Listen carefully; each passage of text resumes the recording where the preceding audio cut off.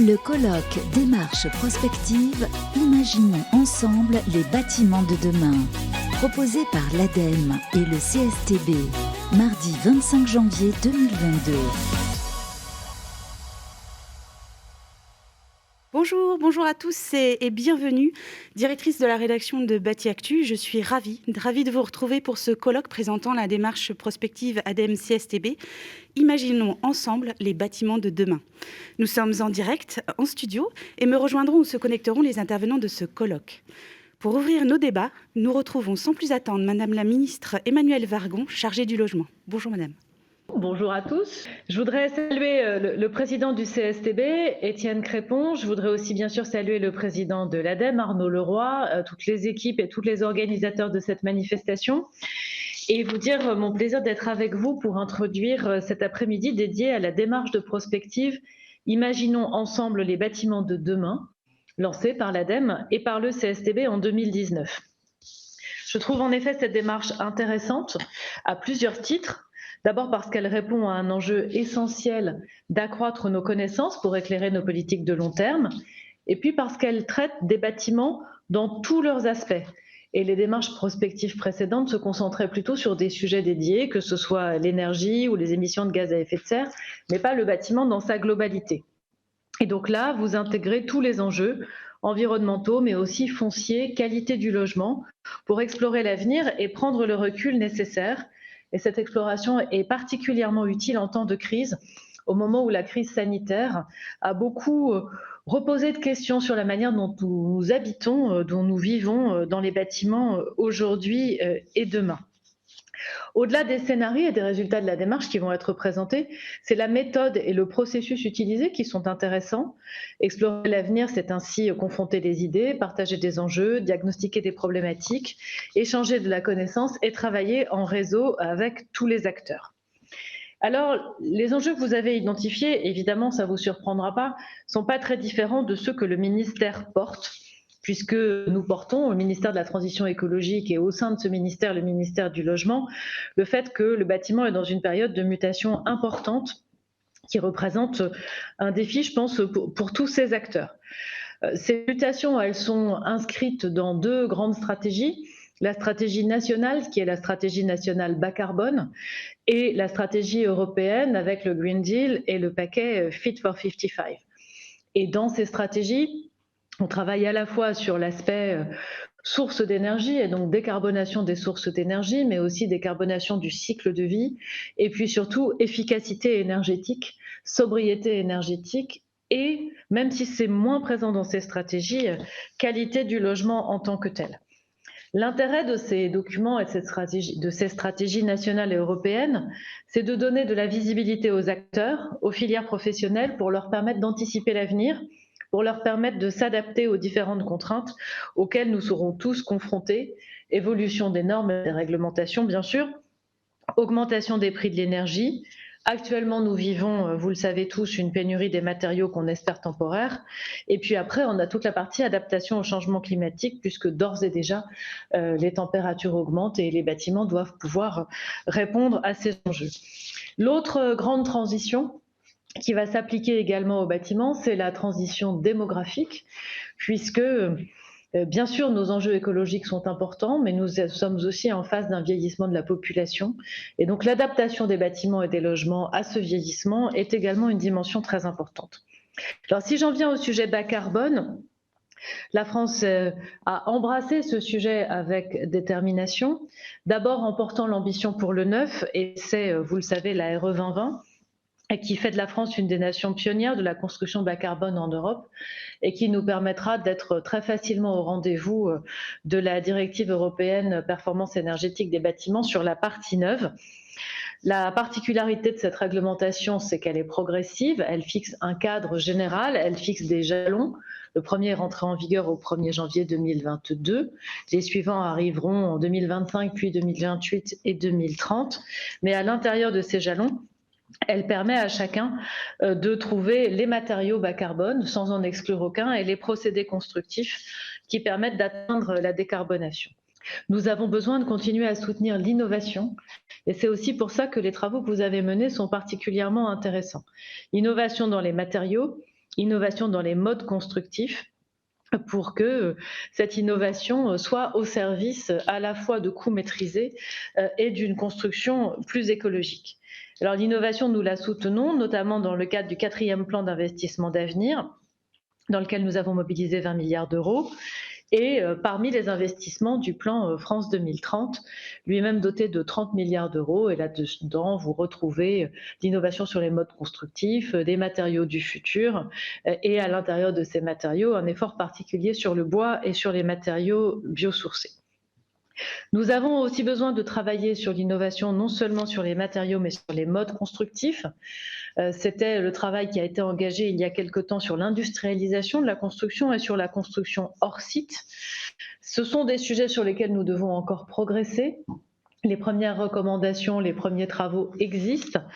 Les industriels, tous les acteurs de la chaîne de la construction doivent pouvoir se les approprier pour que cette évolution dans les modes constructifs eux-mêmes, je n'ai pas cité le BIM, mais il est évidemment très important, puisse être au service d'une construction à la fois abordable économiquement et abordable écologiquement.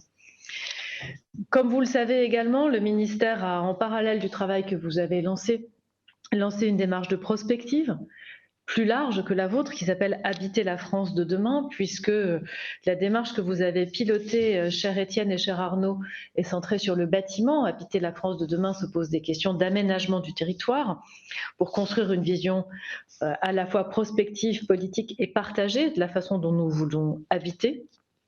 Ces travaux sur la ville durable, ils sont très complémentaires des travaux que vous avez menés, très importants pour concilier la nécessaire préservation de nos espaces naturels et agricoles, une densité qui permette de répondre aux besoins de logement et aux besoins de services, mais qui soit une densité acceptable, dans laquelle les habitants partout se sentent bien. C'est aussi pour ça qu'il ne faut pas opposer la construction, la rénovation. D'abord, en matière de construction, je pense qu'on a encore du travail, notamment sur la transformation de bureaux en logements, qui fait partie des possibilités pour remettre sur le marché des surfaces actuellement inutilisées. Et puis, bien sûr, la rénovation est un axe extrêmement important. Nous le portons tous les jours avec MaPrimeRénov' et plus globalement avec le lancement de France Rénov' et de demain, mon accompagnateur Rénov'. Donc voilà, beaucoup d'enjeux sur le bâtiment, des enjeux sur la qualité constructive elle-même, des enjeux sur la rénovation du parc existant, des enjeux sur la qualité d'usage. La qualité d'usage a tout à voir avec le reste, parce que c'est en rendant la qualité d'usage suffisamment attractive que nous convaincrons que nous pouvons vivre dans plusieurs formes de bâtiments différentes. Le travail que vous avez mené permet de fixer un cadre, permet de donner des perspectives et des orientations. Je suis ravie qu'il puisse être présenté cet après-midi et que derrière, il puisse être approprié, car je crois que c'est dans le débat, dans la connaissance commune, dans la confrontation des points de vue et dans les échanges que nous progresserons. Et donc, bravo pour ce travail de qualité. Merci beaucoup Madame la Ministre d'avoir été avec nous pour introduire ce colloque. Et sans plus attendre, comme vous le disiez, cette démarche de prospective a été lancée conjointement par l'ADEME et le CSTB. Et nous rejoignons dès maintenant Monsieur Leroy, président de l'ADEME. Bonjour monsieur. Bonjour. Écoutez, ravi, et bonjour à Madame la Ministre et bonjour Étienne. Quoi dire rapidement, parce que beaucoup de choses ont déjà été dites par la Ministre. Nous, on est très satisfait du travail qu'on a pu mener ensemble, et je crois que c'est important de le dire, c'est un travail partenarial, certes entre le CSTB et l'ADEME, mais aussi avec les acteurs de la filière. Il y a eu un comité de prospective assez important d'une quinzaine de personnes qui s'est réuni, du travail et des résultats concrets. Je pense que c'est ça aussi l'intérêt de ce travail qu'on a mené conjointement. Une boîte à outils, des scénarios sur lesquels on reviendra un peu plus durant le colloque de cet après-midi. Et je tiens à signaler, ça a été dit, le ministère a mené un travail de prospective. L'ADEME a fait de même de son côté, où on avait aussi abordé la question de la construction du logement, avec un exercice qui s'appelle Transition au pluriel 2050. Et c'est important d'en parler pour bien montrer aussi la complémentarité des exercices, parce que pour l'ADEME, on était engagé sur ces deux exercices. Donc, notre travail purement ADEME était on va dire, pour identifier les routes pour atteindre la neutralité carbone qui est dorénavant dans le droit positif français, qui a été voté, qui est aussi un enjeu européen. Et donc nos 4 scénarios étaient sur la façon d'aller vers cette neutralité carbone, avec différents leviers, la sobriété, bien sûr, la pénétration des ENR, ou encore la question de l'économie circulaire, qui nous importe pas mal aussi aujourd'hui dans le domaine de la construction. Et aujourd'hui, on présente ce travail de prospective avec le CSTB, où là, on n'a pas cette contrainte, entre guillemets, d'arriver à la neutralité carbone, c'est beaucoup plus libre, et ça nous permet d'aller voir un petit peu sur des sujets sur lesquels on n'a rien quantifié, nous, du côté de l'ADEME, avec nos propres scénarios. Donc moi, je suis très content de cette complémentarité, content qu'on arrive à des résultats concrets aussi, une boîte à outils pour que les professionnels puissent se saisir de la chose, continuer ce travail. En tout cas, c'est l'idée que l'on a avec le CSTB, qui sera aussi à la tête d'une petite équipe pour continuer sur la prospective, et ensemble de voir un peu comment on peut continuer pareil à animer cette boîte à outils, comment les professionnels peuvent s'en saisir. Et ça sera à nous aussi de fabriquer ces outils d'aide à la décision. Donc voilà un petit peu, nous, comment on voit cet exercice complémentaire de ce qu'on a pu mener, vraiment focalisé sur comment va se passer demain la situation ou les situations dans le domaine de la construction, donc du logement, comment on va pouvoir faire pénétrer un peu plus l'économie circulaire. C'est aussi un des enjeux pour l'après de ce travail de prospective qui sera mené conjointement entre le CSTB et l'ADEME. Et aussi comment on peut faire, parce que vous allez voir ça aujourd'hui, si on est dans des scénarios très compliqués, ça a été dit par rapport au changement climatique, il faudra que le bâtiment puisse s'adapter, vieillissement de la population, on l'a bien vu aussi, ça commence à avoir des implications plus que concrètes, et on va dire rééquilibrage territorial ou non, ou reconcentration dans des grandes aires urbaines. Ces questions sont devant nous, sont en train de commencer de se déployer. Et je crois qu'on a là, avec ce travail de prospective, qui est qu'un début, je tiens quand même à le préciser, il y a un temps aujourd'hui de présentation, et l'idée c'est qu'on puisse rebondir très vite pour continuer, parce que Étienne en dira certainement aussi quelques mots. On a encore quelques chantiers sur lesquels on peut tirer la pelote, comme on dit, par rapport à ce travail. Donc voilà, ravi d'être avec vous cet après-midi, ravi que l'ADEME et le CSTB continuent à travailler ensemble sur cette thématique. Nous, ça nous importe de nous positionner comme des personnes qui réfléchissent à l'après-bâtiment, l'après-carbone, comment on va imaginer le bâtiment, la construction de demain. C'est là-dessus que l'ADEME se positionne. Et je suis ravi qu'on puisse en parler cet après-midi. Merci. Merci à vous, Monsieur Leroy, président de l'ADEME. Je me tourne maintenant en studio. Je suis ravie d'avoir avec moi Monsieur Crépon, président du CSTB. Alors parlez-nous justement de cette démarche conjointe que vous avez lancée avec l'ADEME. Bonjour à toutes et à tous. Vous le savez, notre société connaît aujourd'hui des transformations majeures qui sont de plus en plus rapides. D'abord, une mondialisation qui raccourcit les distances et qui rend chaque lieu de la planète plus sensible à ce qui se passe ailleurs. La crise sanitaire qui est née en Chine et qui est devenue en quelques mois une pandémie planétaire est là pour nous le rappeler au quotidien. Ensuite, une hyperconnectivité et plus largement une révolution numérique qui chaque jour modifie et nos conditions de vie et nos conditions de travail. Et enfin, la ministre et Arnaud en ont parlé, un défi tel que la société n'en a jamais connu, qui est bien évidemment le changement climatique. Et à cela s'ajoute, pour les sociétés développées, une transition démographique liée tout à la fois à l'allongement de la durée de vie et à la baisse de la natalité. Ces transitions, nous les vivons au quotidien et nous les voyons se concrétiser année après année, voire pour certaines, mois après mois.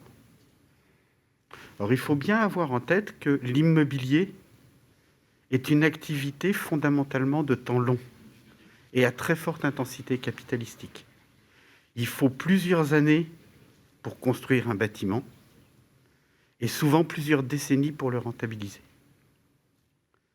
C'est donc une activité qui, plus encore que les autres, a besoin de pouvoir se projeter et de pouvoir anticiper les évolutions de l'offre et de la demande. Et c'est à cet exercice essentiel que le CSTB et l'ADEME, que je tiens vraiment à remercier pour sa participation à ce projet, ont voulu contribuer en associant l'ensemble de la communauté immobilière qui a su répondre présent. Nous nous sommes imposés collectivement de respecter les canons méthodologiques d'une telle démarche scientifique rigoureuse en identifiant sans a priori les facteurs pouvant influer sur l'offre et sur la demande, en combinant leurs effets, nous permettant ainsi d'aboutir aux 4 scénarios qui vous seront présentés cet après-midi. Il s'agit bien d'une démarche collective et je pense que c'est l'une de ses absolues richesses. Nombreux ont été ceux qui ont contribué, que ce soit au niveau du comité de prospective, au niveau des contributions que nous avons pu recevoir, et je ne doute pas que les pilotes de l'opération vous donneront le nombre de gens qui ont participé à l'exercice. Comme l'a indiqué Arnaud, la qualité des travaux nous a donné envie de poursuivre le travail pour l'approfondir avec les acteurs qui souhaiteraient aller plus loin dans leur domaine d'activité. Nous a aussi donné envie de l'enrichir en passant d'une approche qualitative qui vous sera présentée cet après-midi à une analyse plus quantitative. Et enfin, pour la décliner sur un des enjeux majeurs qui est devant nous, comment économiser les ressources de notre planète et donc développer l'économie circulaire. En conclusion, et avant que l'ensemble des intervenants puissent prendre la parole, je voudrais dire que, bien évidemment, l'avenir ne sera pas tel ou tel scénario. Il sera sûrement un mélange de chacun d'entre eux. Il sera aussi et surtout ce que collectivement nous déciderons qu'il soit. Et le CSTB entend bien y contribuer. Merci beaucoup. Merci beaucoup, Monsieur Crépon, président du CSTB, pour cette présentation. Comme vous le soulignez, la démarche de prospective Imaginons ensemble. Le ensemble est très important, les bâtiments de demain.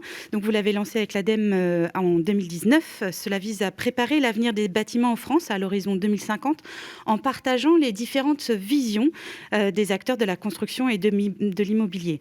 Comment s'est-elle engagée? Quelle méthode a été utilisée? Quels sont les résultats? Quelles sont les pistes de scénario qui en découlent?